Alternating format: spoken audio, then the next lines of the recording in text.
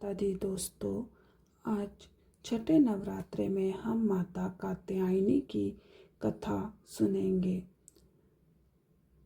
आइए शुरू करते हैं। नवरात्रि में छठे दिन माँ कात्यायनी की पूजा की जाती है।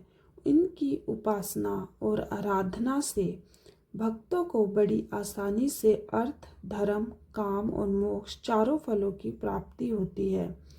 उसके रोग, शोक, संताप और भय नष्ट हो जाते हैं। रोग नष्ट हो जाते हैं। जन्मों में के समस्त पाप भी नष्ट हो जाते हैं। इस देवी को नवरात्रि में छठे दिन पूजा जाता है।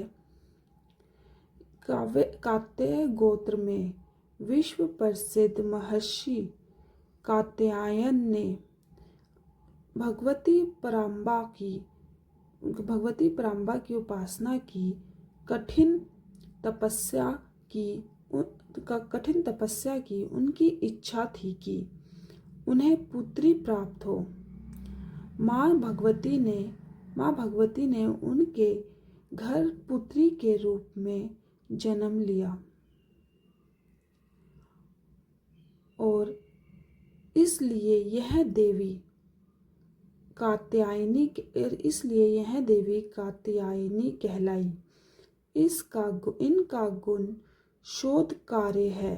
इसीलिए इस वैज्ञानिक युग में कात्यायनी का महत्व सर्वाधिक हो जाता है।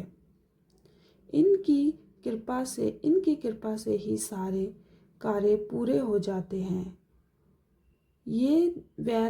ये वैद्यनाथ नामक स्थान पर प्रकट होकर पूजी गई। माँ कात्यायनी अमोघ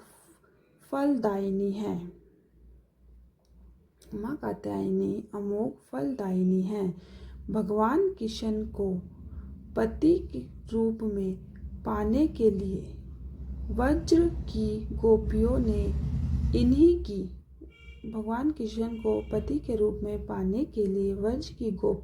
इन्हीं की पूजा की थी। यह पूजा कालिंदी यमुना के तट पर की गई थी। इसीलिए ये व्रजमंडल की अधिष्ठात्री देवी के रूप में प्रतिष्ठित है। इनका स्वरूप अत्यंत भव्य और दिव्य है। ये स्वर्ण के समान चमकीली है और भास्वर है। इनकी 4 भुजाएं हैं। दाई तरफ का ऊपर वाला हाथ अभय मुद्रा में है तथा नीचे वाला हाथ वर मुद्रा में है। माँ के बाई तरफ ऊपर वाले हाथ में तलवार है व नीचे वाले हाथ में कमल का फूल सुशोभित है। इनका वाहन भी सिंह है। इनकी उपासना और आराधना से भक्तों को बड़ी आसानी से अर्थ, धर्म, काम और मोक्ष चारों फलों की प्राप्ति होती है।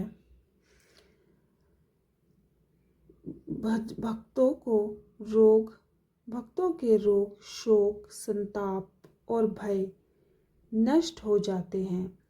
जन्मों के समस्त पाप भी नष्ट हो जाते हैं। इसलिए कहा जाता है कि इस देवी की उपासना करने से परम पद की प्राप्ति होती है।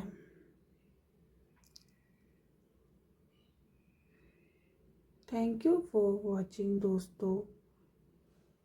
जय माता दी।